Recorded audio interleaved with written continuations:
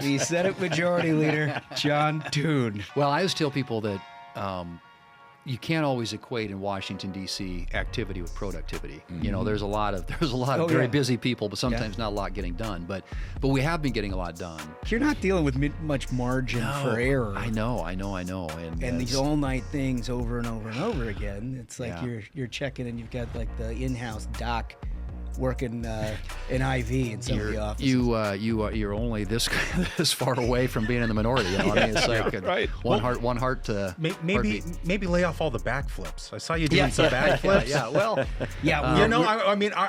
I heard here before we were doing this interview, you were suggesting, your team was suggesting maybe you would do a backflip here on the Ruthless Variety Program.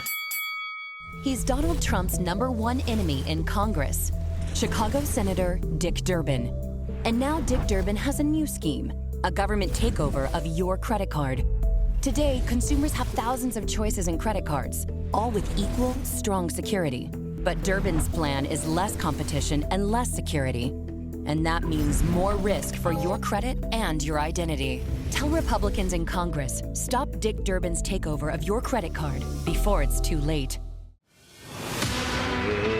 Ladies and gentlemen, your attention, please. Keep the faith, hold the line, and own the libs. It's time for our main event. Good Thursday to you. Welcome back to the Ruthless Variety Program. Very big show here. I'm Josh Holmes, along with Comfortably Smug, Michael Duncan, and John Ashbrook, left to right across your radio dial. We're joined here with a very special guest, as we say in the upper Midwest, John Thune. That is correct. The Senate Majority Leader, John Thune. How are you, sir? Go good, Josh. Thank you, and thanks for asking. It's been an interesting few weeks as we grind it out. But not everybody checking in on your day-to-day mental health? No. Yeah. You got any recommendations about that? I don't. They can talk to? No, I don't. There's a reason why we're behind microphones. Yeah, that's right. I'd be taking victory laps. Yeah. Getting the big, beautiful bill done. That. That's a big deal. Huge. There's a lot of big deals that have been going on. As we well know, having worked in an office that you now reside in, it's sort of a thankless job in a lot of ways, in that the big accomplishments are basically taken as an assumption. Right? Yeah, it's kind of true. And you just kind of grind on it, but it is the job that you well knew and you signed up for, but really unparalleled success in a lot of different ways. All of us were talking about the big beauty as it was being formulated, and we personally thought there was absolutely no way that a big, beautiful bill would be signed into law by July 4, just because of how difficult the Senate is with all your various bird rules and reconciliation processes, things falling out, getting patched back together, trying to reconcile that with the House product. Somehow you figured it out. We did, shockingly. July 4th was challenging. It was an incredibly comprehensive piece of legislation, and most comprehensive and consequential legislation I've dealt with in my time in either the House or the Senate. It really was generational. I mean, you talk about a piece of legislation that encompasses national security, border security, energy dominance, tax relief made permanent in a lot of cases, and frankly, the first entitlement reform really since I've been here. Yeah. And then a whole bunch of other things that were accomplished in there, things that we've been on our agenda for a long time, like school choice, and there was just some really, really pieces of that legislation that I felt like this is historic, and the fact that we were able to wrap it up by July 4th. Now, we had a good plan in place, and we were systematic in how we went after it from a timing standpoint, but there are always hiccups along the way, as you guys all know, and dealing with the bird rule, which is a unique feature to the Senate, and the role the parliamentarian has in that. And she really is like a referee. Yeah. And she's just calling, trying to and sort it all out. But we had to make countless arguments in front of her on individual pieces of it. And then if she throws something out, we come back with a counter argument, a contingency plan. And so it was incredibly time-consuming and exhausting process, but great to get across the finish line. And frankly, again, in all the time I've been here, if I don't do anything else, this was, to me, kind of this is why you do this job. That's why you sign up. Right, no exactly. question about it. I mean, the basis of this, and this is the most difficult part about politics, is not being able to unprove a negative, right? Where the basis of it is the American taxpayer is not going to have a dramatic tax increase next year, right? If they had one, of course, there'd be a huge political reaction to that, but preventing it, I know you don't get the benefit, is more difficult. It is. Right? Right, and I think the tax piece of this, not only did we avoid the $4 trillion tax increase at the end of the year, but there were other pieces added to it: no tax on tips, no tax on overtime, an increased deduction for seniors on Social Security. You know, for example, in the business space, a lot of what we did is made this stuff permanent. Yeah, and I think one of the reactions you're seeing in the market right now is in response to the fact that there is now economic certainty around the tax code, instead of having to come back and do this in 6 or 8 years. And so you take, bonus depreciation or interest deductibility or R&D expensing or the 199A deduction that small businesses take advantage of.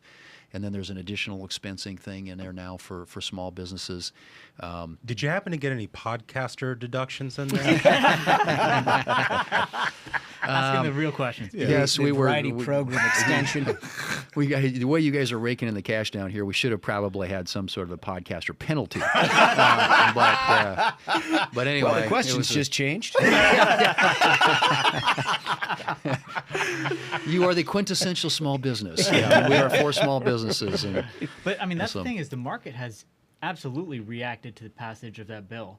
You've seen the stock markets now back to hitting record highs. Talking to small business owners that I know, I mean, they were in a tough spot leading into passage of that bill. They were worried about, okay, if this doesn't get done, I don't know if I've got the margins in place to be able to survive. So just having that certainty for small business owners across this country, and now they're not just worried about, oh, now I can survive, but now they're like, okay, well, I guess I can expand. This is looking great. Our future is looking like we can actually start planning again.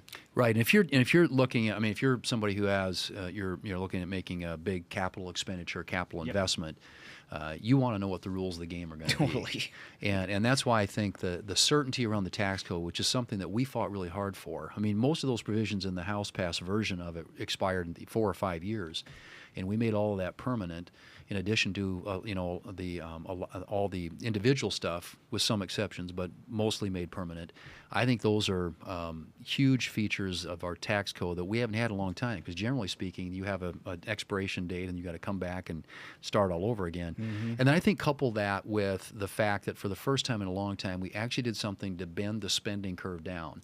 And not only on the entitlement side, the mandatory side, but last week with the rescissions bill on the discretionary side, I think it's sending a message to the markets, okay, we get it.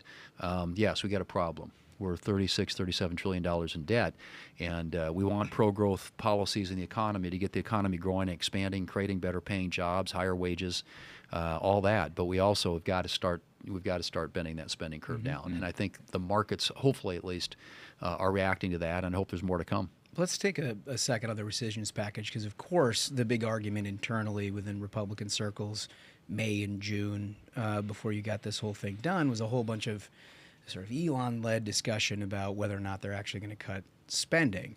What I found so interesting about the cadence, the pace of play, and we had Speaker Johnson in here that spoke to this, is that you were going to turn this thing around immediately and address the other side of the ledger, which, for those of us who worked in your office that you're at now, the idea that you can just run the RPM level all the way to the top of the scale for something like the Big Beauty and then turn around and do something hugely consequential within a matter of weeks is easier said than done. Like, you got to understand the cadence of DC, the cadence of the members, like the energy that's involved, but you really figured out how to squeeze every ounce of energy to turn around and get that thing done too. We did, and I think part of it, Josh, and this is there is, when you sustain that intensity level for that period of time, it's really hard to come back and start it up again. And the challenge with rescissions is they're subject to the same rules as budget reconciliation, in other words, a vote-a-rama.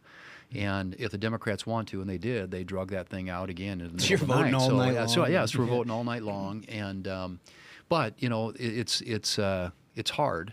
but it's time for us to do hard things. Are you like Unfortunately, people packing? are strapping it on doing it. Are you like packing some of the older members in bubble wrap at this point? Because you're not dealing with much margin for error. I know. And these all night things over and over and over again. It's like Yeah. you're checking and you've got like the in-house doc working an IV in some of the offices. You're only this far away from being in the minority. You know, I mean, it's like one heart to maybe lay off all the backflips. I saw you doing some backflips. Well, You know, I mean, I heard here before we were doing this interview, you were suggesting, your team was suggesting maybe you would do a backflip here on the Ruthless Variety Program. We were like, no, thank you. I don't want that. No. How high is your desk here? I need a lot of room to get around. Let me put it that way. It's not as tight as it used to be. Let's just say that. That's what we were saying. It's like, I think the ceilings are a little bit low on this. Yeah. And your guy was like, well, he keeps it pretty tight. Not that tight. No, it's an incredible bunch of accomplishments. Of course, the discussion has now moved into the nomination front, but you guys have put together, I think people need to understand, a pretty unrivaled cadence of confirming nominations. Of course, the Senate, unlike the House, is in the personnel business. We are. And so any person, a confirmable person within an administration, needs at some point to run through you. And the goal of a minority, the Democrats and Chuck Schumer at this point, is to burn as much clock as they can to prevent you from enacting an agenda, right? And they usually do that in the noms space, so they make you try to vote on everything, draw out a clock, all this. But despite all of that, you guys are well ahead of pace. Let's just look at graphic 5 just for a minute. This is the total votes that you've taken per year. You're already, what this is matched up against, the gray lines are the leaders in the clubhouse from all the previous Congresses, all the previous Senates, in terms of total year votes. For the entire year. For the entire year. Wow. This is Way where ahead. you're at 417 as of the beginning of this week, just through 6 months. Right. Feels Wow. like you guys are doing your work. I think you can get the record. You can do it. Yes, sir. Hardworking Americans know when it's time to roll up our sleeves and get the job done. Now is the time to unleash our nation's energy to create jobs, secure our future, and make life better, more affordable, and full of opportunity for all Americans. That's the power of America's oil and natural gas. Learn more at lightsonenergy.org. Paid for by the American Petroleum Institute. Well, I always tell people that you can't always equate in Washington D.C. activity with productivity. You know, there's a lot of very busy people, but sometimes not a lot getting done. But we have been getting a lot done, and even on bipartisan stuff. The president signed 2 bills last week. He signed the Genius Act, which was the stablecoin legislation, a big digital assets bill, and then he signed the Halt Fentanyl Act into law at the White House too, which is something we worked on earlier this year. You add that, Lake and Riley. The Take It Down Act. There's a whole bunch of stuff that we've done on a bipartisan basis. At the same time, we've been doing reconciliation and noms. Now, I will tell you, and you said it, but the coin of the realm in the Senate is floor time. Yeah. There's a finite amount of it. The Dems know that. They're going to burn as much as they can on noms. So you look at the nominees, and we're about twice where the president was in 2017 in terms of noms across the finish line, but with zero Democrat cooperation.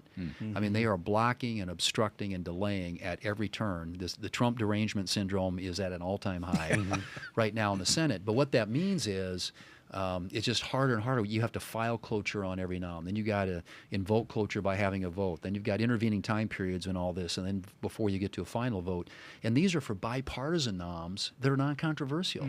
I mean, they're doing it on everything. And I remind people that Trump is the first president in history that hasn't had one of his noms by this point of his presidency confirmed either by unanimous consent or voice. Yeah. You know, usually that's kind of what you do when you've got non-controversial noms. You figure out a way to work, and you kind of get them through the process. We're getting none of that. To me, that's the strangest thing, is that given the results of the election, where President Trump won not only the Electoral College, but he won the popular vote, there were like 72 hours where the Dems were like, wow, we really messed up. We need to start attacking back towards the center. It's very clear that the American people want President Trump's agenda. And then you see them, as soon as they get to D.C., they're doing everything they can to obstruct. They just did not get the message. Right. Oh, they're inventing new reasons every day. You know? Well, they are, and you can watch. I mean, this New York mayoral election probably is the best indicator of how far left they've drifted. I mean, they're nominating a guy who's just taking these incredibly radical, extreme positions, and that's where the energy is. Yeah. That's where the money is. That's where the volunteers and the activists in Democrat politics these days, which creates a huge problem for somebody like a Chuck Schumer, who is in the United States Senate, realizes to get anything done, particularly like funding the government at the end of the fiscal year, which comes up on September 30th, takes 60 votes. Yeah, you mentioned funding the government. One of the things we do like to do here at the Variety Program is look around the corner, and that government funding vote is coming up in September, and we know over the last few decades, Democrats have done everything they could to act to shut the government down while working with their allies in the mainstream media to blame Republicans. And I just wonder if you think they're going to try anything different this time. Well, you mentioned that, John. What we saw, because they didn't fund the government last year, right? So it carried and bled into this year, and we had that April 14th deadline. And what I tried to do at the time was, if we get the House to move on a bill, and then have all Republican senators on board with it, have the president endorsing it, and basically put the Senate Democrats as if the government's going to shut down, it's going to be on them. Now, we typically, as you all know, don't win government shutdown fights, but I really felt like in that circumstance, we'd done everything we could to keep the government open, and then it was going to be up to Schumer. So Schumer, they find the requisite number of votes to keep the government up and running. And he got just blown up for it. Oh, yeah, totally. By his base. And so I think they're going to be under an enormous amount of pressure come fall, which is why, again, we need to do everything we can, House Republicans, Senate Republicans, President Trump and his team, to set it up for success to keep the government up and funded. And then if Chuck Schumer, what's he going to do? Is he going to bow to the Democrat base or do the responsible thing and keep the government up and funded? That's the decision. It's also tough for Schumer. I mean, he lives in Brooklyn, so if he speaks out against Mamdani, he doesn't get like a grocery coupon. That's right. But look, you have to work with this guy, so I'm not going to make you put it in your words, but I think you laid out exactly what the dilemma is for Chuck Schumer and Senate Democratic leadership, which is they did the right thing earlier this year in finding the requisite votes to actually do the basic functions of government. It wasn't any massive conservative reform. It was about keeping the lights on in the Capitol, making sure people get Social Security checks and our soldiers and veterans get their benefits and everything else. They did it. He gets absolutely crushed. He's nothing if not a self-preservationist, right? Yeah. And then you see the Mamdani thing, and then you see all of these riots across the country. He knows what it takes to sort of sit on top of this teetering coalition that is the left, which gives us the concern. I imagine everybody in your office, is he going to do the right thing? That is the concern, and I think that, to your point, the pressure is going to be enormous from that, the left wing of the party. And increasingly, you're seeing the tail wagging the dog in the Senate. So, it's Elizabeth Warren, it's Bernie Sanders, it's Cory Booker, Chris Murphy, kind of the left of the left in the Senate and he's got, and so Schumer's sitting there trying to decide, okay, do I do the responsible thing, and we've been in that position when we've been in the situation he's in right now, and it's hard. But at some point, you've got to keep the lights on. So I'll be interested to see that as well, how he handles it. But we're going to give him every opportunity, I think along. And part is if we can just stay united and keep our team together, we can really force them to make what will be probably a hard decision. But based on where like I said, the energy of the Democratic Party is right now, it's going to be it seems like a real problem. Yeah, it's a no-win situation. Did I read the other day, what was it, Schatz? Somebody's holding all the defense, the DOD nominees? Yeah, I mean, it's just good time for that. Right, yeah. I mean... It is pretty shocking, really, if you look at just historically again, and, having been on both sides, majority and minority in the past, with Democrat and Republican presidents, you get a chance to see over time kind of the arc of how all this works. But these guys are taking this to a whole new level, and particularly when you're talking about sensitive positions like that are national security oriented, they tried to hold up. We were going into the Easter break, and Elizabeth Warren was holding up the chairman of the Joint Chiefs. And again, somebody who came out of the Senate Armed Services Committee, I want to say 24-3 or something like that, and she decides to block it on the floor. And so I was like, okay, we're staying here. Yeah. So we had to recess, come back in at midnight to get to the next day under the rules, and then we had to wait an hour because you can't do business until you've been in for an hour. And so we finally started voting on Chairman Kane at like 2 or 3 in the morning. But that's the length they were going to block.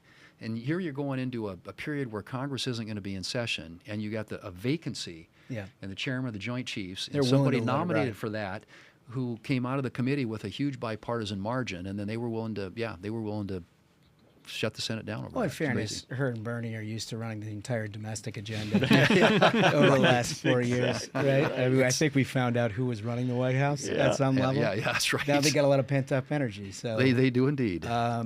two quick things that I want to hit on. One is just pure politics. One of the roles that you have as majority leader, you've got to run the whole agenda, and a huge part of that agenda affects the environment in which candidates run in a midterm. Got a decent, I would say, map of opportunity for holding and maybe even increasing seats depending on how that day goes in the midterms. Where do you feel like everything sits today? I'm pretty good. I mean, obviously, we've got a couple of states where it will clarify over time. We think we have a great opportunity in the state of Georgia, and clearly there was an attempt made by many of us to get the governor Brian Kemp to run. He opted not to, and so You still keep him on speed dial. Yeah. Well, I believe in repetition. Yes. I need to hear it more than once, just because I'm not sure if I heard it right the first time. Anyway, you make follow-ups, but I think obviously Maine and North Carolina now with Tillis's retirement are hold. Those are really the Democrats will target those. Clearly, they're going to try and make hay out of the situation in Texas, but I think that over time will clarify. But in meeting with the president and his team, I feel good about our incumbents in most cases who are running for re-election, with the exception of Maine and North Carolina, are generally in states where Trump had done well and where the Republican numbers and there's been a real shift there. So you take a state even, for example, like Iowa, and I think West Virginia. We've got people who are running Louisiana. There could be some primaries there, but in the end, I think we're going to be in good shape. So, because so much of this is about alignment. It is. When you're in power, right? Yeah. And look, President Trump had an enormous amount of success in working with Senate Republicans during his first 4 years and ensuring that you had the best possible team on the field when it came to midterms. Clearly, the agenda is A1A, which you've been focused on. That's another piece of this, right, is the alignment. And you've been having conversations with President Trump and his team to make sure that we're in a situation where we've got nominees that can win these general elections regardless of what the environment is. Yeah, and I just came from a meeting in the White House where we were kind of going through the map and talking about some of these states. And, obviously there is an alignment there. And I think his team is working closely with ours, with NRSC and Tim Scott, the chairman over there, and all of our allies out there to ensure that we have a good outcome in November of 2026. And you can't take anything for granted. You can't leave anything to chance. But to me, the best thing you can do in any election is have a record of accomplishment to run on. Yeah. And I think once our members get out and start talking about all the various components and pieces of the one big beautiful bill, there are a ton of campaign ads there, and you guys can appreciate that. But there's a real message to be delivered. You got to have the resources to deliver it, which means we've got to do our job raising the money. And then obviously candidate quality matters for sure. And then you've got to have a good ground game. In a midterm especially, it's about who can get their voters out. So, and I think everybody's very focused on all of those. That's great. So the one thing about the Variety program is as into politics as we are, we perhaps more into sports. As is the Senate Majority Leader. Yes, indeed. We all need an outlet. And your beloved Jackrabbits. Yes, indeed. And we had all the commissioners, SEC, Big Ten, ACC, Big 12 in here. And we were talking about NIL rules, and we were talking about the transfer portal. And they're suggesting some major changes. Couldn't help but notice that the Jackrabbits, for all the success that they have year in, year out, They've now got people offering all the best players all kinds of cash to go play in different places, and I can't feel great about this. No, and those power four now, I guess it is, schools keep sniffing around, trying to recruit people, and the transfer portal and the name, image, and likeness (NIL) have really transformed college sports. Yeah. And honestly, I think we're going to need a solution on NIL because every state now is putting their own. And you got states like the SEC that spans 11 states, and every state's passing laws that gives their state a competitive advantage. Just to benefit their school. Exactly, yeah, individual schools. And so North Carolina, if you're listening, all that NIL payment should be tax deductible. I stand with that state legislature. Dream on, Smug. That's right. Fastest way to get something hotline. That's right. Yeah. I think you might have bipartisan support on that one. But I do think that you look at what's happening in a lot of these mid-major universities, and South Dakota State's a good example. There are a ton of these kids that are going in the draft now. Yeah. I mean, the tight ends for the Philadelphia Eagles, for the Green Bay Packers, Tucker Kraft and Dallas Goedert, both SDSU grads, and we had a tackle that went he started last year for the Steelers. And Mason McCormick. So you guys every are pumping year out there are those more. Big corn-fed and fellas. the power conferences are starting to recruit them and pay them. So it's working. But as I mentioned earlier, one of our college presidents thought it'd be a good idea to start creating a developmental fee that these schools pay for when you get the schools that develop them ought to get compensated. Just a little something for the effort. A little something. Yeah. Right? Yeah. In all honesty, though, do you think, because there is a drive from even the Big Four, as you mentioned, of conferences to try to get some framework of a federal solution here, we don't have 50 state rules, and is that something? I understand it's not ripe maybe at this point. Now you got to take care of the American people's pocketbooks and safety and security, but at some point, is this something you could see the Senate considering? I actually do. I think the challenge you have, here's the fault line really. So Democrats on the relevant committees in position to do something about this, in most cases, want to unionize the athletes. Yeah, right. So they want an employer-employee relationship to be created. And that works maybe for the power conferences, for the big schools, and in some cases, so they can get people to pay dues to vote against their interests. Yeah, exactly. Exactly right. Okay. Yeah. And in some cases, even with some of the mid majors, you could argue they could take care of football, maybe basketball there. But what about the Olympic sports? What about the Title IX sports?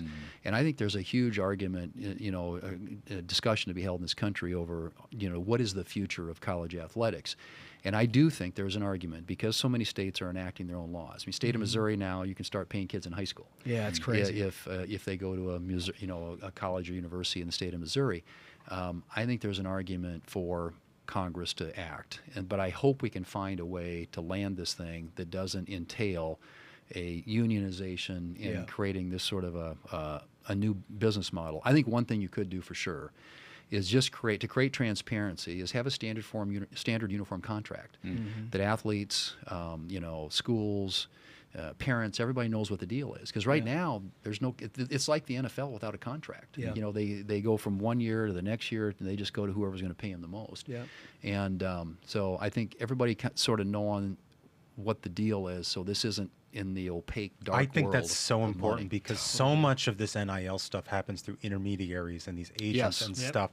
And because it's sort of opaque, nobody really knows what their bargaining position is or how this contract's actually going to be written. Yeah. And it's not only it's bad for the kid, it's bad for their family, it's also bad for the school because you end up in a situation where nobody feels like they're getting out of it what they thought they would, and then you end up with kids who end up in the portal the next year, right? Yeah. And the agents are making bank. Right. I mean, they're the ones that are coming out on well on this, and in some cases they'll go to these kids and offer them, tell them, I'll go to the portal, I'll get you an NIL deal on the back end, and it doesn't materialize. In fact, they tell me that about half of them that's true. Yeah, they come up with nothing. So, but the agents always come out ahead. So there is a sweet spot there, I think. And I'm hoping, and it is, it's not like there are a lot of other things. We got defense authorization and funding the government and maybe Russia sanctions and a lot of stuff coming at us that we're going to have to deal with. But I think if the relevant committees can sit down, start working through this, I'd certainly be open when we get a window to do it, to put something on the floor that would create at least some clarity around this and certainty about what the deal is. It's smart. Well, listen, if you're a sports fan or just a fan of America, you ought to be very happy that the Senate Majority Leader is sitting exactly where he is.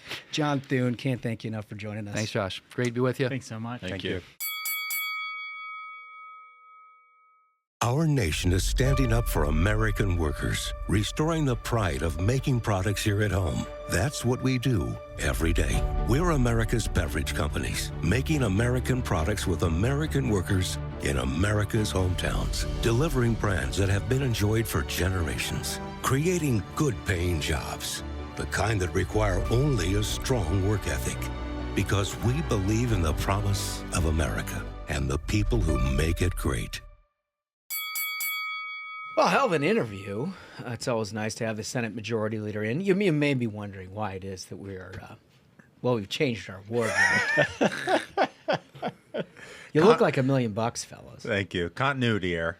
I look for those in movies, so we got to acknowledge it. A continuity error, no doubt. But we had Thune on the day before, so. There was news that we wanted to break, and like the NIL stuff that he was talking about is relevant because yesterday there was supposed to be a hearing in the House that was moving on some of that stuff, but nobody had ever heard from the Senate before. It was a big deal. It was a very big deal, and for those of you who don't know what it was that was news, is the fact that the Senate Majority Leader himself is inclined to move some kind of legislation dealing with college sports. That's a first of its kind of thing you get here in the Ruthless Variety Program. Yeah. But that's why Yeah. we may look a little different than we did just a few moments ago. But listen, we also wanted to celebrate our new partnership with Fox. I really appreciate everybody's comments and suggestions and all of these things. One of the things that we wanted to do is because you, the listener, are the only reason why any of this was possible, and we're able to get a larger platform and do more stuff.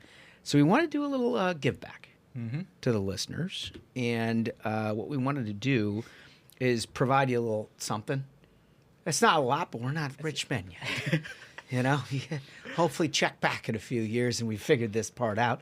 But this is what we can do right now. We want to send you a bumper sticker. So if you head to store.ruthlesspodcast.com to claim yours, we will send you that bumper sticker right now. You can do whatever you want. Put it in your fridge, put it in your car, put it whatever you want.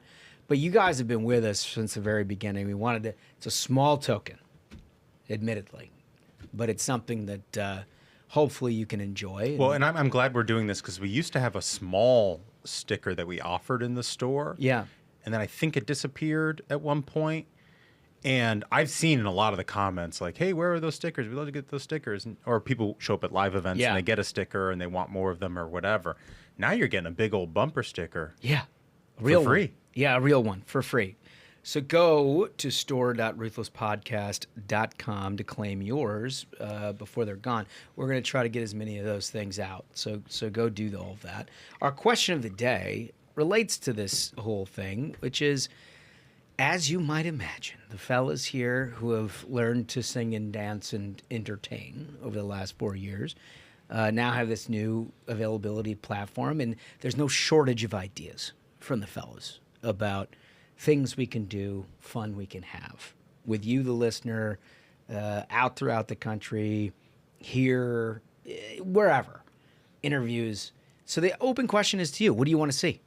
What do you want to see? A lot of people talking about a sports show, by the way. Yeah. I've gotten a lot of messages about that, how they want like a sports component in football season. We're going to take that under advisement because a lot of people have been saying that. And sadly, you can't get it on ESPN anymore. So yeah, right. Like somebody, totally. Please. Yeah, you got big noon kickoff, and then you're relying on Fox News and Fox Sports to carry the day without getting into the lefty stuff, which of course we're allergic to here on the Ruthless Variety Program. But there are other ideas out there too. So that's our question of the day. Go out there and give us your thoughts and your ideas, interviews, whatever. Open floor. We read them all. We want to get to your comments from last episode, which was we had a WNBA flavor on Tuesday. Because they were wearing those ridiculous shirts. Pay us what you owe us. Pay us what you owe us. You lose $40 million. Yeah. And then they're like, no, pay us. It's like, okay, well, here's the bill. I mean, good for the. You know what? Credit to Colbert. Just one man can lose 40 mil. It takes an entire squad. Yeah. To lose 40 a mil. league. So it takes a league. Good for them. They got that generally. So that was our question. And to do that, when you like and subscribe and add your comments, we read them all back and we start with a voice. Okay, first comment comes from Old Chief. And Old Chief says, pay us what we deserve? Okay. Since you lost $50 million last year, each of the 144 active WNBA players owe $347,222. Will that be cash or check? That's outstanding. That's Old Chief. You know what I appreciate about our listeners is that guy actually took the time to do the math. Looked up the rosters. Legit best listeners. Yeah. Yeah, that's fantastic. All right, comment 2, Dunks. This is from Sarah Joy Brown.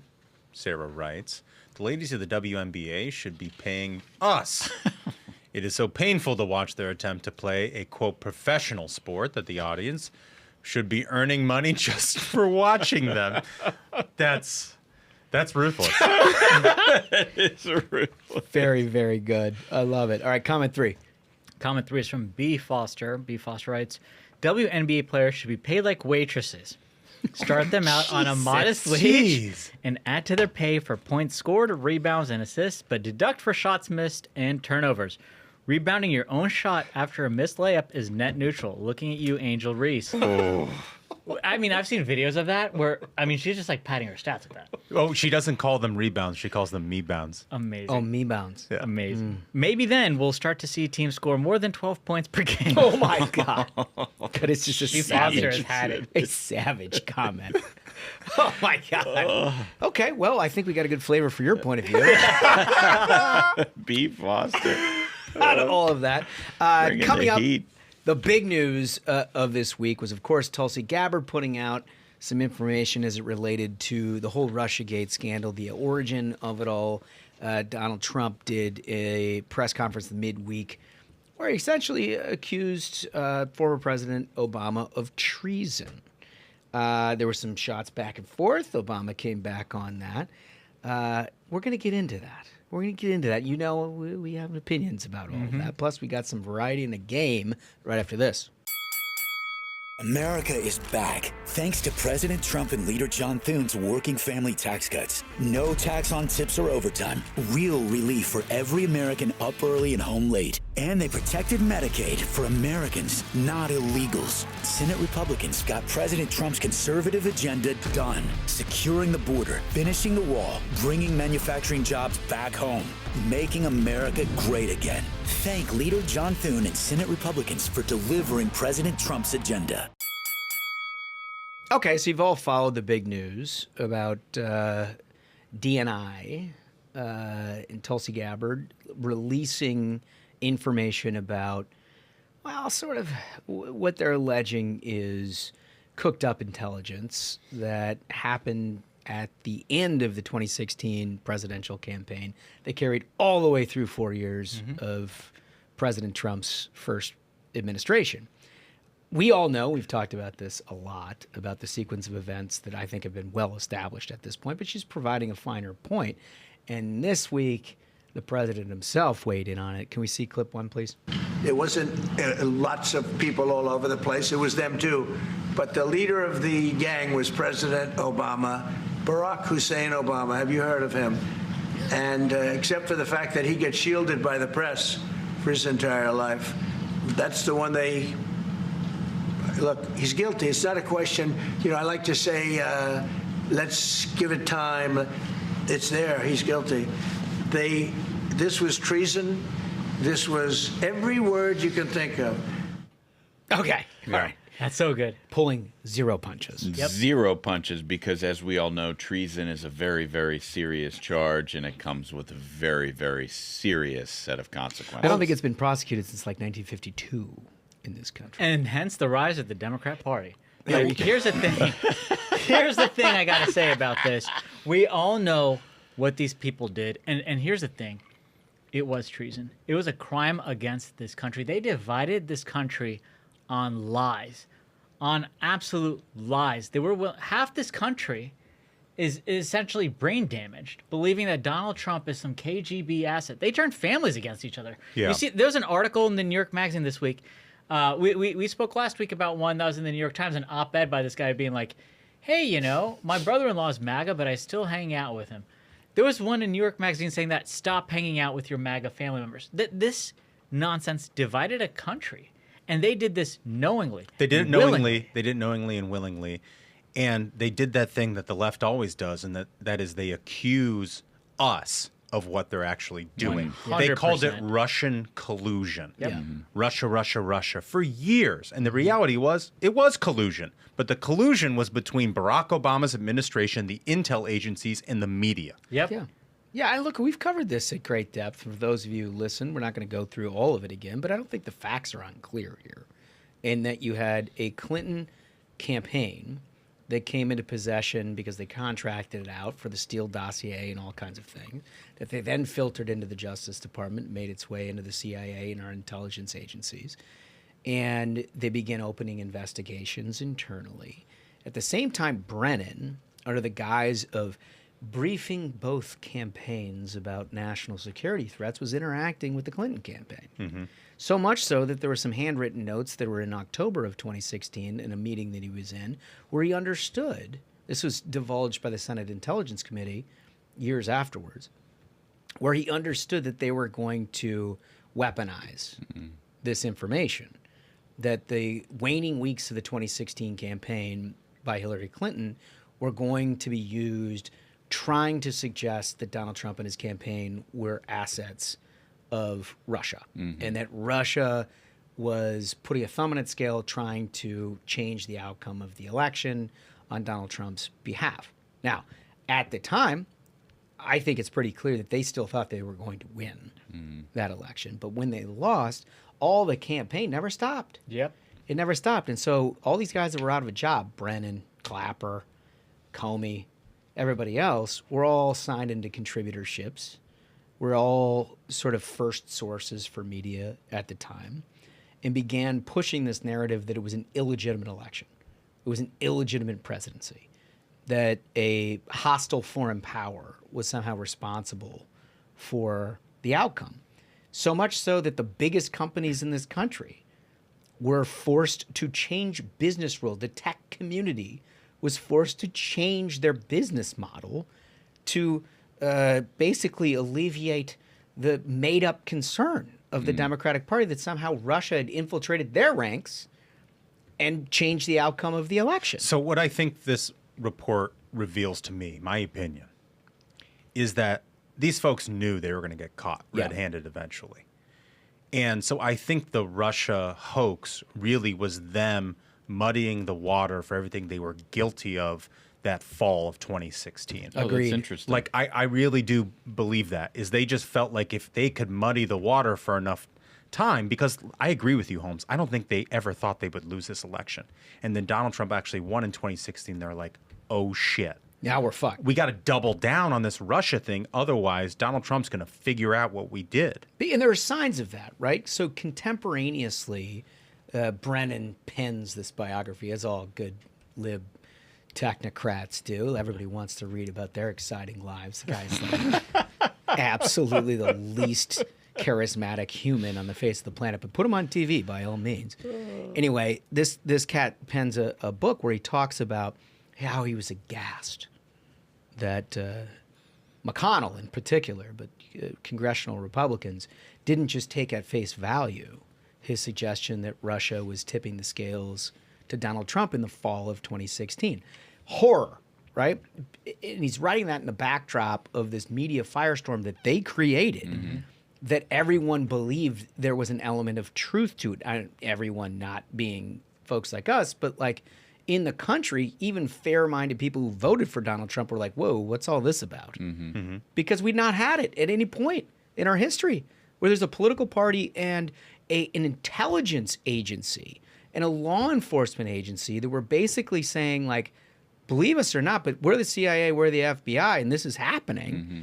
I mean, people are trained in my generation and generations before it to believe them. And listen, man, thank God for Tulsi Gabbard for this report that is revealing what was written and submitted to the Brennans of the world, the Obamas of the world at the time, saying that there is no credible evidence that this is existing. Okay. And this is written by the deep state people. Mm-hmm. You know, this is not written by Republican staffers. Mm-hmm. This is written by career employees. Yeah. And I just remember over and over again at the time, Michael Duncan was talking about the facts on the ground, which were that somehow we're supposed to believe that because $100,000 was spent on Facebook, that is the Russians influencing the elections. You said it over and over and over at the time, and you could see it because you were doing so much digital campaign work, and you were like, this doesn't make any sense. It's like we're spending that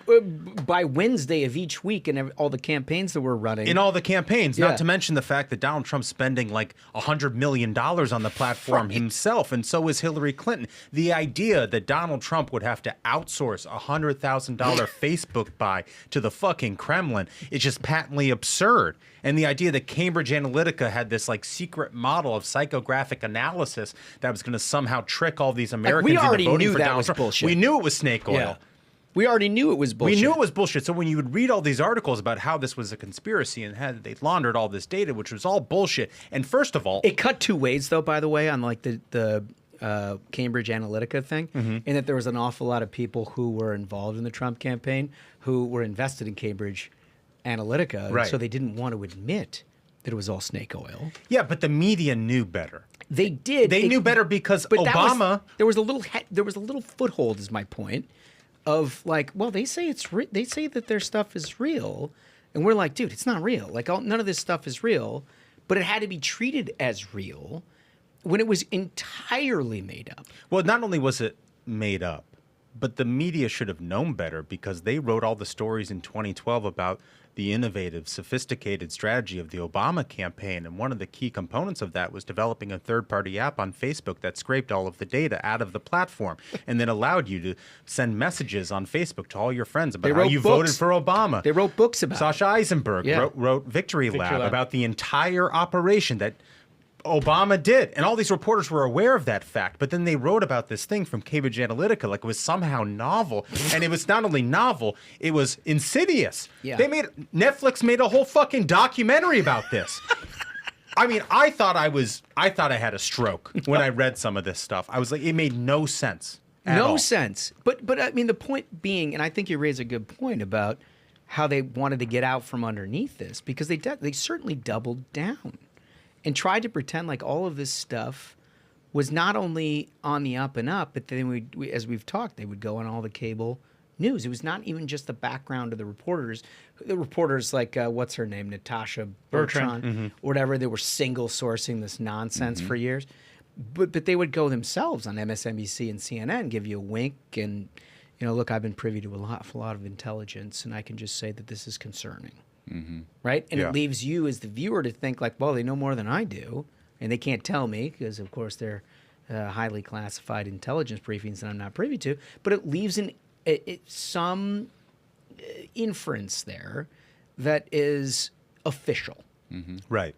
And this is a compounding problem that then gets into specific. I mean, we did the Mueller investigation, and the Mueller investigation finds out at long last, after $50 million and brainwashing every lib in the country, that there was nothing to see there.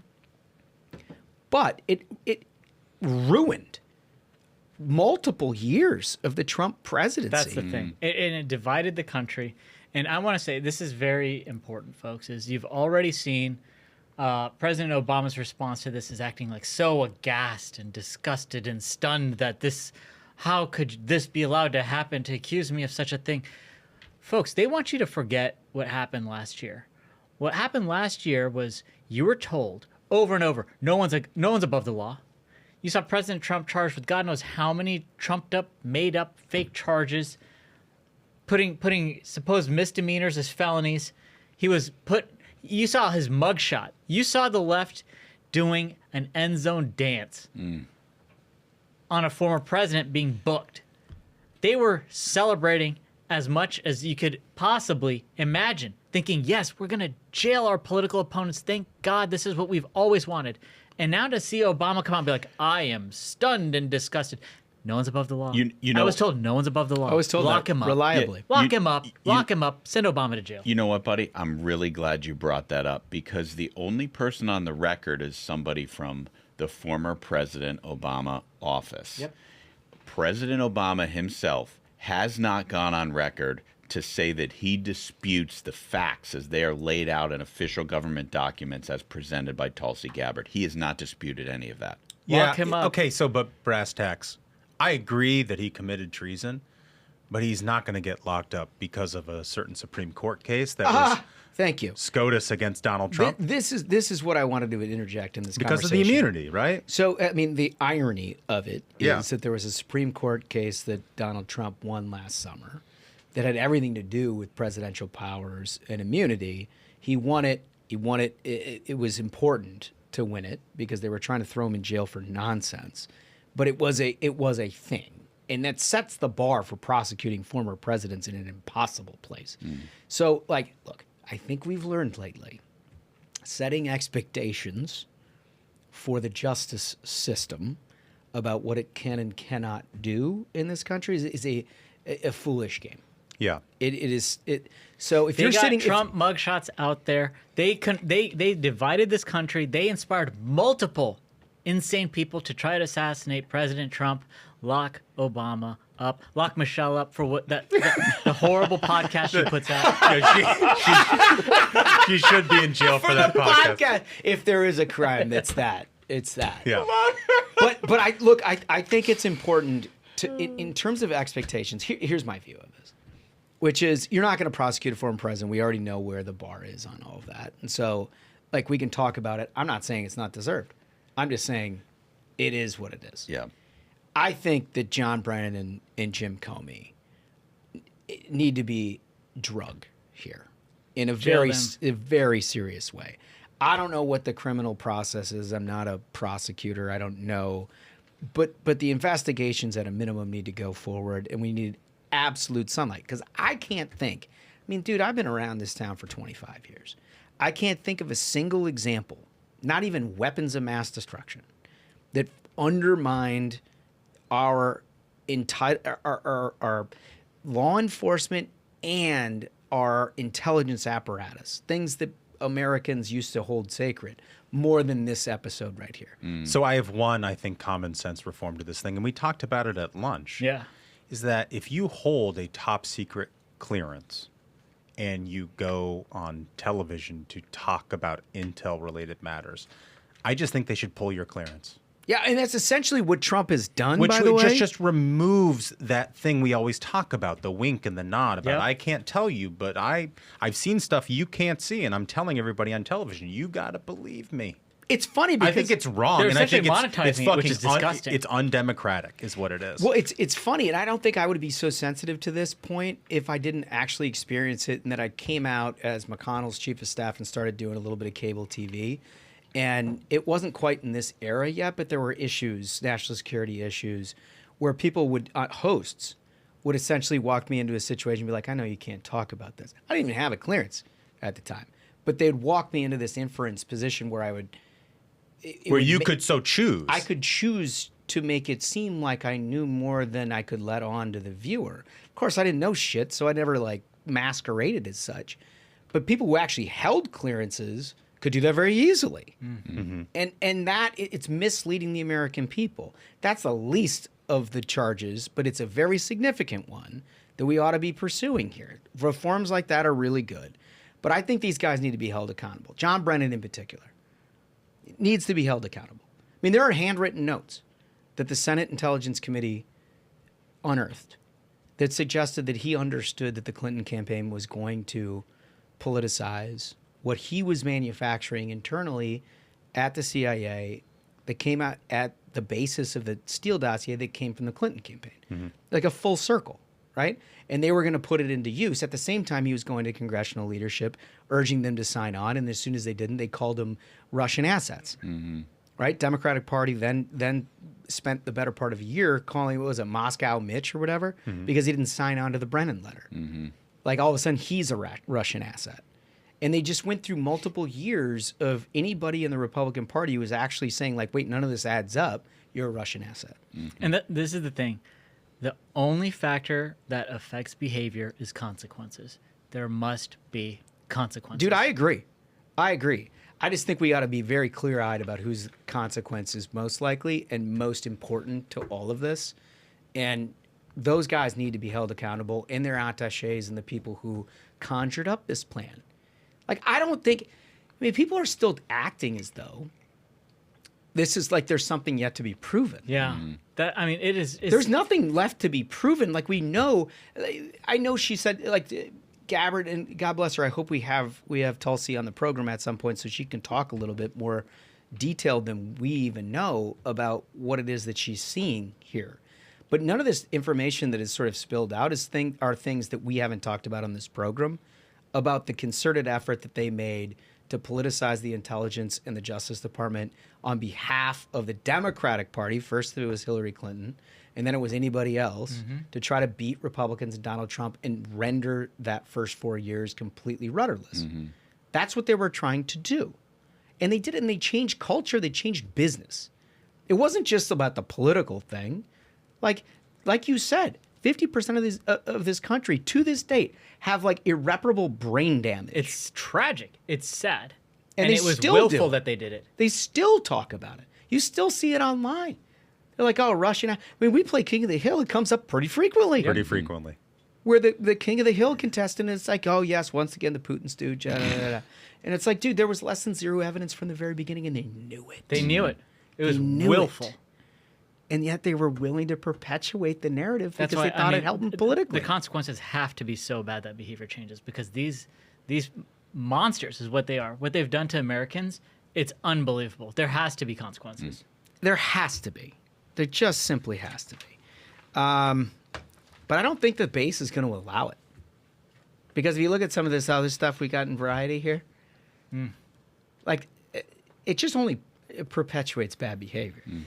So for no reason at all, the New Yorker re-upped this week an article that they had written in 2017 that asked the question, I'm not making this up, asked the question whether or not it was a good idea for us to start a revolution against the British monarchy in 1776.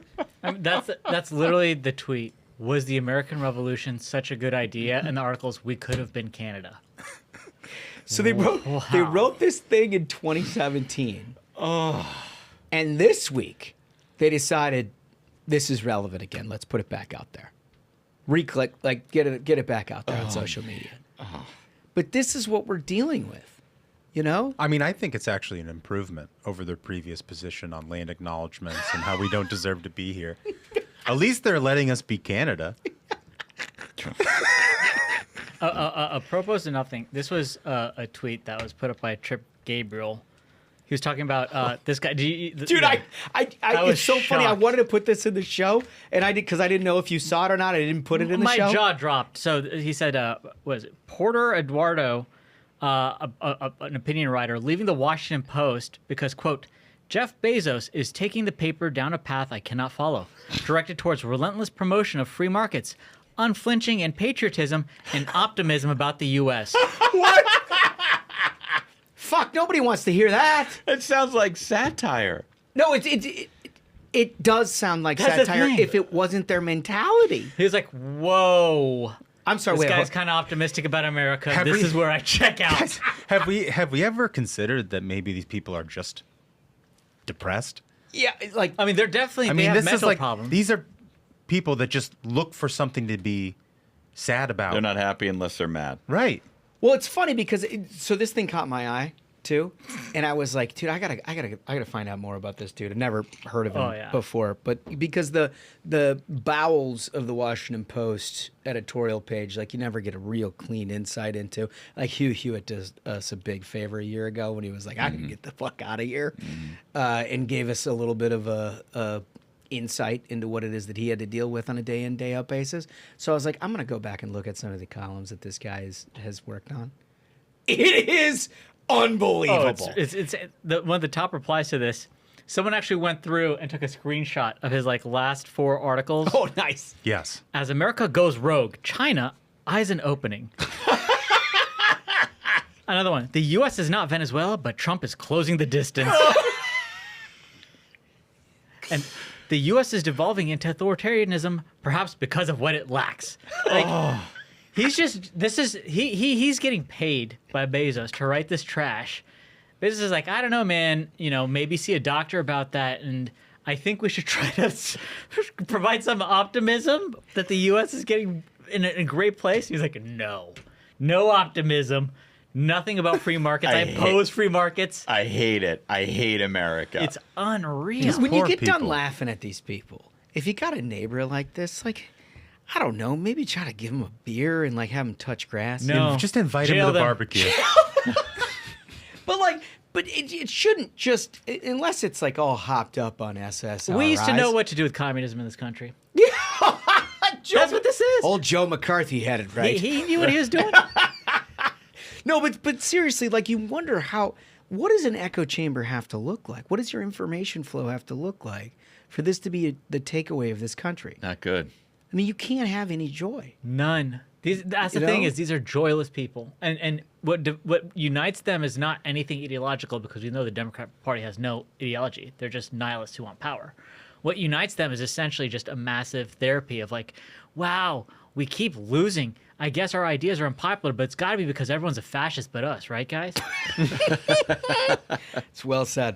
There's one other piece that I think the old man here, Duncan, flagged that I find to be amongst my favorites in terms of left-wing lunacy. This was in the Hollywood Reporter. Mm-hmm.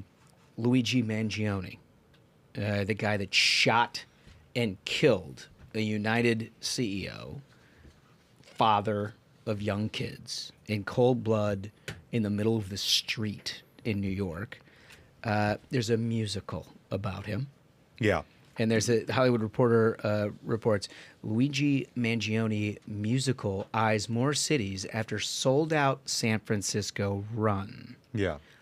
Oh. I mean, it's literally called Luigi the Musical. Just some light musical content. Do you think there's any chance that people thought they were going to go see Mario Brothers? No. Fucking in San Francisco? No, they're excited about this. Oh, yeah. It's a me. But it's not. It's a musical that was in San Francisco, and it satirizes the real life circumstances of Mangione, who was accused of killing we saw it with our. The video, but yeah, it's video. But let's be honest about it, I guess.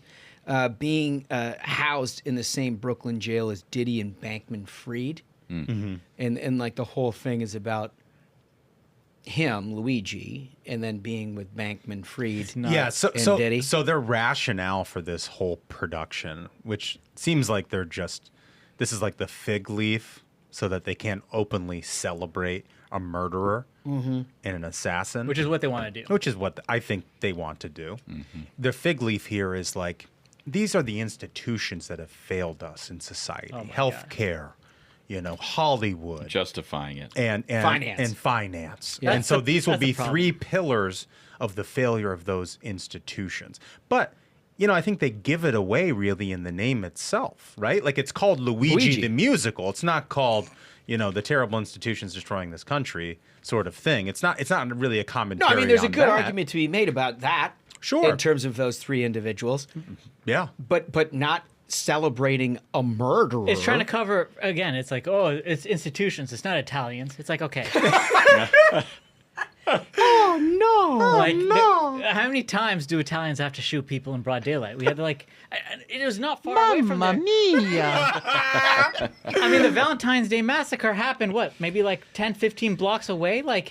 How many times do Italians have to gun people down before we actually talk about, no, it's not the Italians, it's the institution. So the author of this story clearly sensitive to the fact that you're basically writing a promo for an Assassin's musical production. Yeah. Puts this graph in, which I think is illuminating.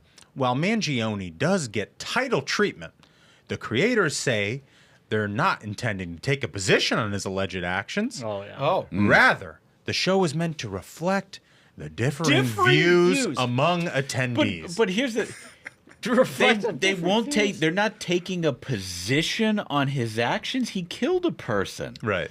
I mean, like, can't they just? Couldn't they at least say in the billing that like we're against the murder, but They can't. I mean, they're not even doing that. Bro, if you have to put that in the billing, then you probably shouldn't make it. No, do you think that the title track is like ba ba da da da da da da da da da da?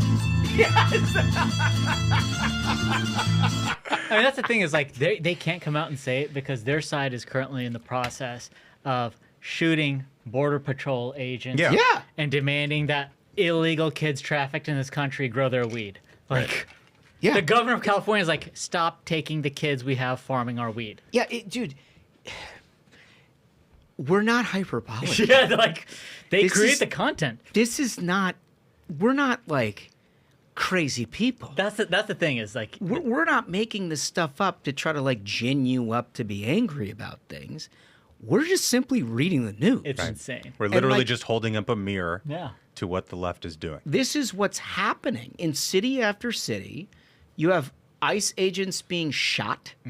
You have cities being burned. You have Jewish people who are at a fundraiser being gunned down in the middle of the capital of this country. Governor of Pennsylvania getting his house firebombed. That's insane. I mean, it's time after time, and like, I don't know, man. Doesn't feel great. It doesn't feel great. Consequences, lots of consequences. But this is not. And then you've got a Democratic Party that provides zero leadership on top of it. Nope. If anything, they want to try to like avoid the confrontation with this base who wants this kind of thing. We saw the Politico article that you cited the other day. There was like in a poll where they want blood. Yep. Yeah. They want to get shot for our views. And they're like, oh man, can you believe that? But then none of them go out and say, like, how many Democrats have you seen this week that have taken a podium and said, we're really disturbed about attacks on law enforcement? Yep.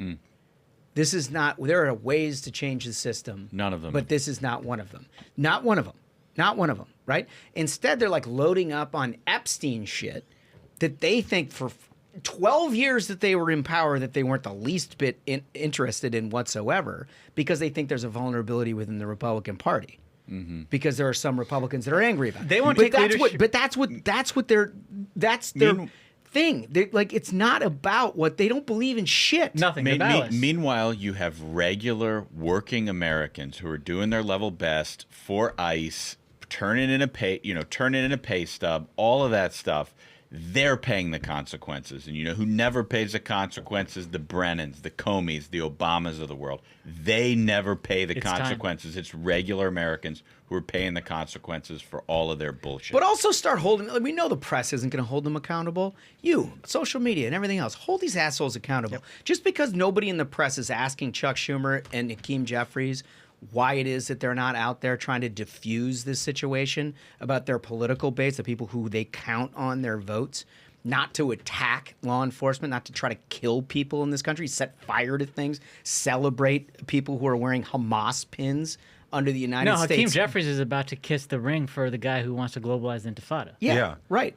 I mean, you asked that. We're going to keep asking that. But like I ask all of our listeners, like, get involved in this shit because it will become, for them, untenable when we make it untenable. Bingo. Because as Smug says, they believe in absolutely nothing. They give no shits about whether they have to support Hamas or the state of Israel. It's just about what they think gets them to 51%. That's it. That's it. For a long time, they were absolutely convinced 51% was steadfast support for Israel. That changed over the last few years. So now it's like, I don't know, let's pay Hamas off. Let's see if we can figure out how to build a pier that sinks in 5 days. Spend a couple of $1 billion doing all of that, and then take kind I of gotta a go to the hedge Luigi position. musical tonight. and then when they refer to like a complete abandonment of the Jewish population in America, they refer to it as a quote unquote Michigan problem. It's just outrageous. Right? That tells you everything that you need to know about the state of the Democratic Party. It is rudderless. It believes in nothing. They have no opinion other than to try to wedge you, the listener and the voter, against the Republican Party. That's the only thing that they work on. That's it. And like the sooner we all grapple with that, the clearer the mandate is on what we have to do. Right? It's not like convincing people to be rational. It's not like, saying, maybe we can have a better message.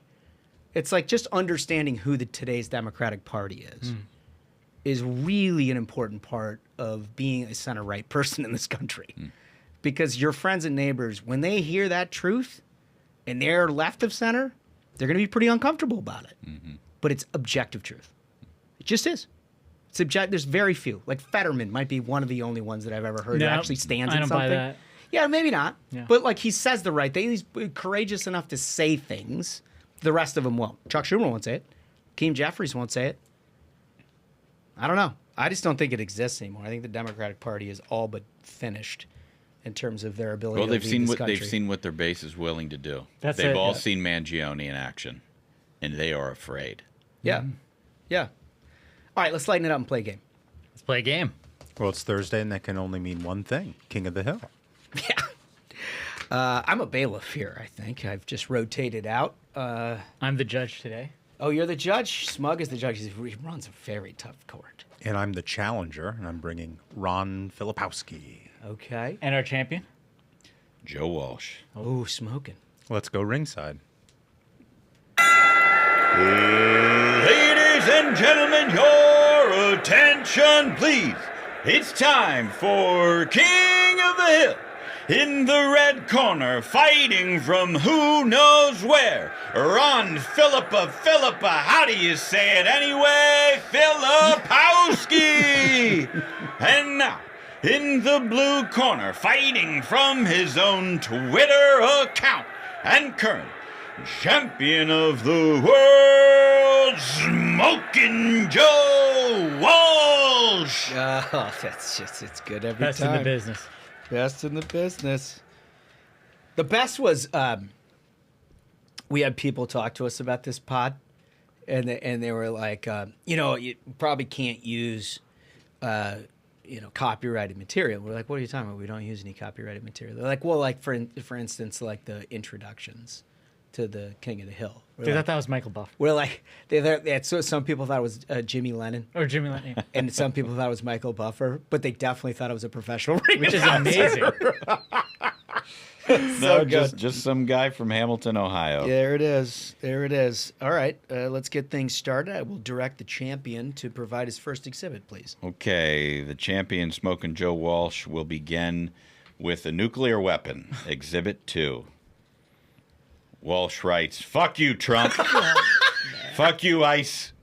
Cowards all, this must not be who we are. We must not allow it, so it's our duty now to stop ICE. Oh, my God. It's our duty now as free citizens to peacefully obstruct and interfere with Trump's and ICE's lawless thuggery. It's time for real civil disobedience." Former Republican Tea Party Congressman Joe Walsh. So bizarre. Ladies and gentlemen. Certainly a nice backdrop of actual assaults and attempted murder upon ICE people. And his profile photos #NoKings. Like, oh my God! I thought that lasted for like 30 seconds. Yeah, I didn't think it it's made already it the over, weekend. Joe. Yeah.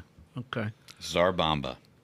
Well, normally and strategically, I would save what I'm about to play, but I want to go strength against strength here. Oh, I like the Iron- posture. Of Iron the sharpens iron, I like as the they posture. say. Good proverbs. Exhibit number 11, please. Ron Filipowski My writes, God. Oh my God! "The House Republican caucus is a pedophile protection racket." My God! I didn't think mine could be topped. Fuck ICE is strong, but that's amazing. I mean, I'm aghast. The judge. Round one, Ron Filipowski. The judge is speechless. What more can be said? Oh my God! That's I thought I had a nuclear weapon unlike the world had ever seen. Is this the first time Filipowski's been on? No, he was on once before and he had a win. Did he? Yeah, This no, he was guy's a diamond in the rough that Duncan found at monster. some point, and he's come in and he's performed What a piece of admirably. garbage. Garbage guy. To quote Donald Trump, to quote Donald Trump in his tweet about North Korea, "You may have a nuclear weapon, but my button works." Yeah, there you go. My button worked. What a genius. All right, round 2 challenger. Okay, let's make this a 2-round knockout. Oh, Filipowski. Unreal. Just an absolute garbage. What a piece of garbage. This guy. Let's play exhibit number 7, please. Ron Filipowski writes, "No Obama indictment. Coke hasn't switched from corn syrup to sugar. Washington and Cleveland haven't changed their team names. No new trade deals. The woman catching the snake in the video he posted is AI, and he's still stonewalling on Epstein. But these will distract some cultists." And what he's doing is he's quote tweeting the Trump's truth about Obama and the Russia stuff. Oh, okay. So he's just suggesting that there's a distraction. Well, yeah, and all of these are distractions. Right. And he tweeted this out, I would just like to point out, on the 21st. Moments before, like, the Japan trade deal. So this is the funniest thing, is it immediately becomes one of those tweets that you could tag on Old Takes Exposed. So good. Where, I mean, the Coke switching from corn syrup to sugar cane, I mean, like, that is something that's They happened. also announced that's happening. Right. And there is obviously a ton of trade deals that Donald Trump has announced in the subsequent days. And so this tweet aged like fucking milk. Amazing. That's so bad. Ashbrook? The champion. Okay. Well, the challenger is playing policy. The former Republican Congressman Joe Walsh in exhibit number 6 is making graphics for the judge's pleasure. And in this graphic, he writes, he's an insurrectionist. He's a psychopath. He's a pathological liar. He's an authoritarian. He's a criminal. He's a con man. He's a felon. He's an idiot. He's been a sexual predator his whole life. And now it looks like he's a pedophile, too. Oh, my God. Well done, America. Well done. Signed, Joe Walsh, in a different color font. I don't know. It feels like an Occupy Democrats Facebook meme. Yeah. Yeah, it just feels sort of Which weird. is a little bit odd coming from a former quote-unquote Tea Party Republican. Like for our new viewers, that's the beauty of King of the Hill is these are all ostensibly former Republicans. Yeah. He didn't just type, he made a graphic. Well, he didn't make that graphic. It's just, I don't know. I mean, do you think people work for Joe Walsh? You want to know somebody more pathetic than Joe Walsh? It's somebody who cashes a paycheck from Joe Walsh. Can you imagine what that's like? Is there a human who breathes clean air who does something like that? Can you imagine Joe Walsh like working Photoshop or Canva? Yeah. No way. No, because it's easier to imagine than somebody who's taking that job. He calls Donald Trump a pedophile and then attacks America. Yeah, so it feels very dated and tired. Like that's like Trump first admin kind of stuff. You know? Man, this is shocking. I can't believe I think Duncan got that 2-round. Let's go. A 2-round. Shocking. If Filipowski comes off the bat, the question in weeks coming is whether he has the staying power. Because he's already proven that when he comes off the bench, there's a lot of pinch hits. Yeah. A lot of pinch hits. Is this guy, Can he be a regular starter? Is he a starter or is he just like, your situational guy? But we'll find out. Well played, Duncan. Well played, fellas. Well played. I got to bring marginal tax rates for this judge next time. They got to come down further, folks. He wants policy papers. Policy papers. All right, we got to get to an interview. Daniel Bassalli with AFP. A lot of good stuff. We're about to hear from him right now. One of our favorite guys here in the Ruthless Variety Program is a gentleman by the name of Daniel Bassalli. Been a good friend, one of the better guys in this town. You take note. Mm-hmm. Oh, yeah. There's somebody who, does things the right way. This guy certainly does. He's working with AFP on a One Small Step campaign that I want to get to in a minute. Daniel, how are you, sir? Doing well. It's an honor to be here. I'm a big fan. Thanks for having me. Listen, it's an absolute pleasure. I couldn't help but notice that you've brought some orange cans here. Yeah. And other assorted packs. What's the story behind this beer? Yeah. So this is from the Brewing Project, with a K, by the way, Okay. from Eau Claire, Wisconsin. It's run by a guy by the name of Will Glass. We partnered with Will. His story is unbelievable. You guys are going to get a kick out of this. So, Will, let's open him up. Let's do it. So, Will and his wife had a bar in Eau Claire. Really popular, local small business. Oh, yeah. Yeah, no, we like to There do we that. go. Hell yeah. Yeah, the There we messier go. the better here on the program. Let's have some fun. Well, that's Yeah, good. let's That go. is very good. Yeah. It really is. So, Will and his wife had a bar in Eau Claire, and they wanted to open up a brewery. And Good Scotty people, right? Yeah. A brewery. That's Yeah. like you basically either make cheese or you brew beer. Yeah, That's just good people from Wisconsin. Yeah. So you would think the state of Wisconsin would have this down right, but the alcohol distribution laws there were antiquated, really a kind of classic case of crony capitalism right there, just really against the little guy.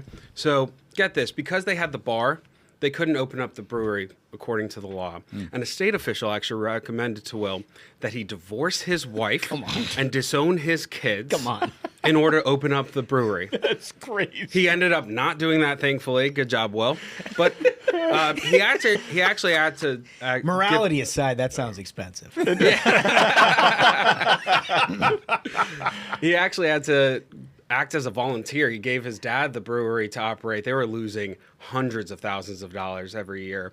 He had to just eat that just to keep this standing up. We heard the story through Senator Ron Johnson. Yeah. Eric Bott out in Wisconsin got involved with Will, and we rallied the breweries in Wisconsin and their customers, and you can imagine that's quite a lot of people. Oh, yeah. Yeah. Yeah, so we built a movement. We changed the law. The brewery's doing great now, and we get to enjoy some of the spoils from that. Nice. Man, and you that's- guys got a beer drinking coalition in Wisconsin now? That's right. I don't know That's how right. you lose an election.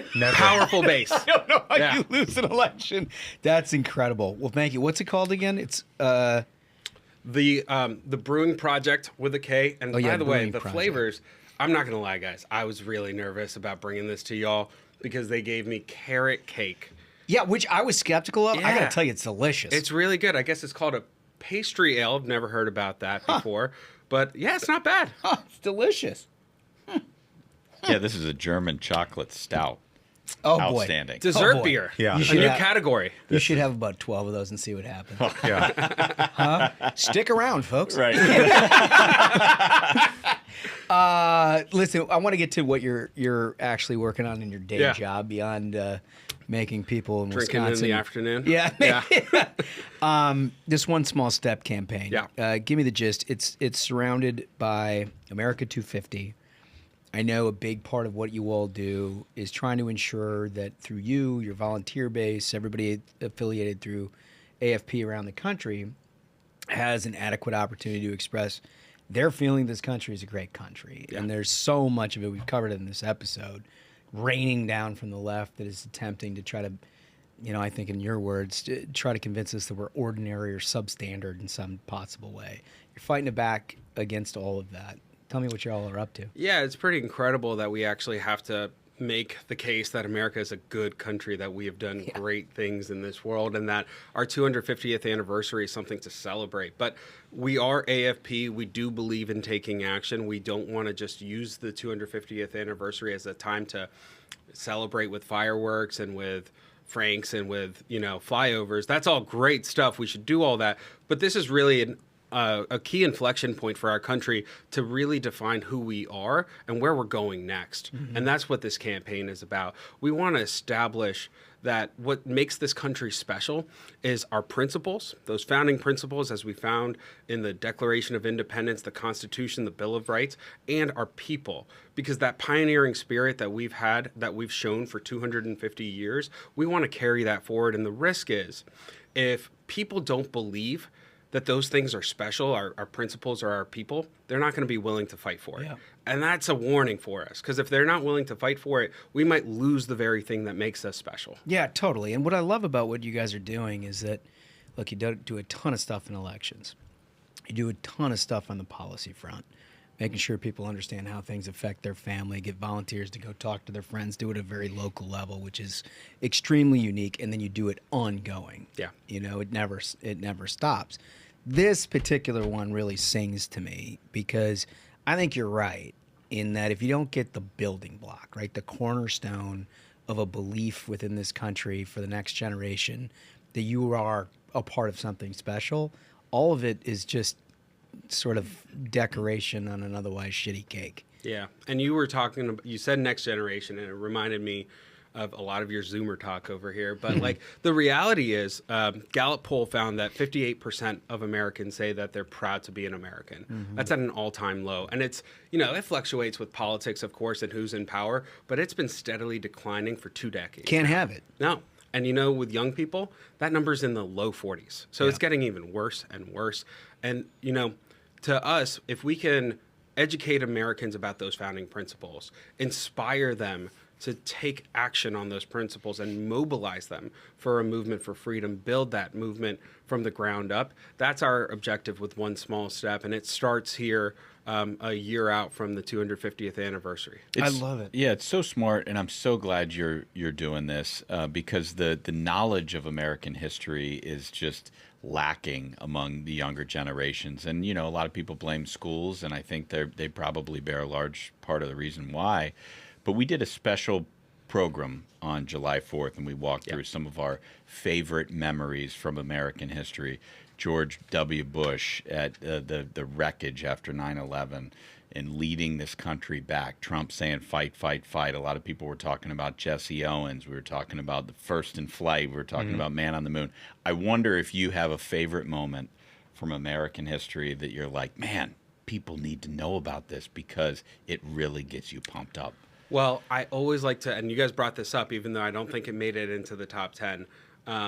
George W. Bush's first pitch at the World Series. Oh, yeah.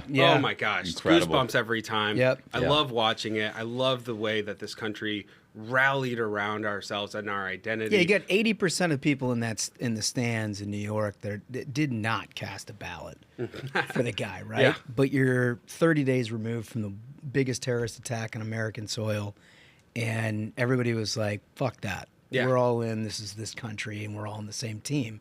Like, that kind of mentality is perfect for not only what you said, but what goes into the work you're doing now for America 250. Well, and it's so important because so much of the left only talks about American history as an opportunity to talk shit about America. Yeah. Right? Like these people on the left, they don't talk about the history as the history or the great accomplishments or like what we've inherited from our forefathers. It's only an opportunity to criticize America today. Yeah, what have we done wrong? Yeah. What is this debt that we have that we carry around with us that we have to make good on? Yeah.